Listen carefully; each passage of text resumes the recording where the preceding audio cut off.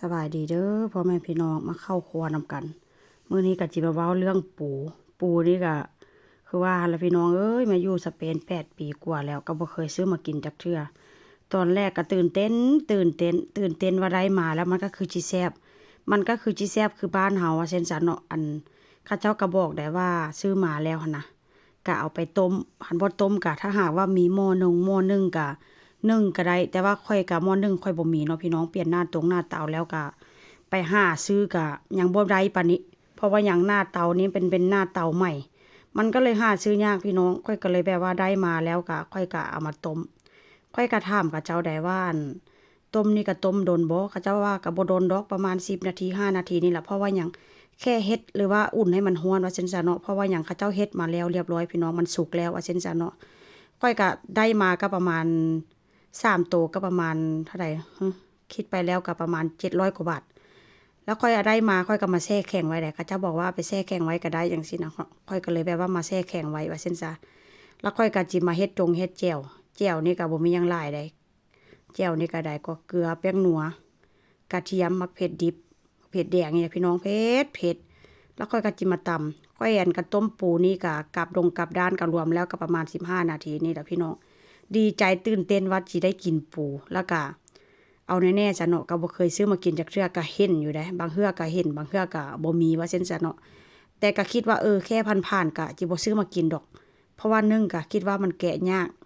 มันก็ต้องได้มาถอกมาทุบนู่นนี่นั่นจังซี่นะความคิดของตัวเองว่าซั่นซะเนาะบัดนี้หลังจากตำแจ่วแล้วข้อยก็สิใส่บักนาวเด้อพี่น้องก็แค่นี้ล่ะใส่บักนาว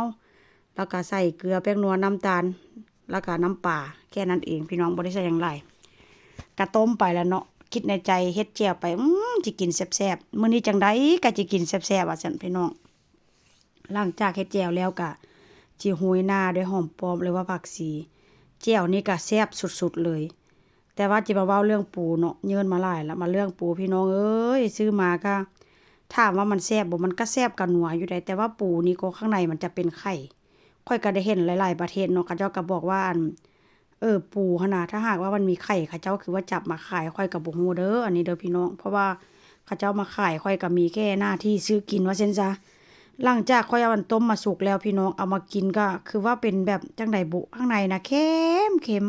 แต่ว่าเนื้อมันแซ่บอยู่เนื้อมันหวานมันหอมมันแซ่บอยู่แต่ว่ามันค่อนข้างจะออกแบบเค็มๆปะแล่มจั่งใดบ่ฮู้แต่ถ้าหากว่าเอาไปเฮ็ดผัดแบบข้าวผัดปูนี่อาจจะแซ่บอยู่ได้เพราะว่าเวลาเนื้อปูเนื้อมันปูจังซี่ล่ะเนาะมันผสมกับข้าวเจ้าผสมกับเครื่องมันน่าจะแซ่บอยู่แต่ว่าเอามากินแบบว่าใส่น้ำจิ้มนี่มันบ่แซ่บนะพี่น้อง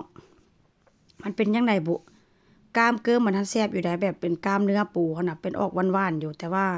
ข้างในปูมันรู้สึกว่ามันเค็มแล้วก็รสชาติมันก็บ่ได้มีแบบว่ามันบ่ได้มันบ่ได้แบบว่ามันหลายคือบ้านเฮาว่าซั่นซะเนาะเลยว่าข้อยบ่เคยกินบุแต่ถามว่าความในใจข้อยนี้ถามว่าแซ่บบ่มันก็แซ่บอยู่แต่ถ้าให้ซื้อมากินอีกบ่ก็คือสิบ่ซื้อว่าซั่นซะเนาะเพราะว่าหยังมันกินค่อนข้างลำบากพี่น้องแล้วอีกอย่างก็มันบ่ค่อยจะมีเนื้อหันน่ะเพราะว่าข้างในก็มีแค่ไข่แล้วก็มันบ่ได้มีแบบว่ามีเนื้อมีหนังหลายว่าซั่นซะเนาะถ้าซื้อแบบกล้ามมากินอาจจะซื้ออยู่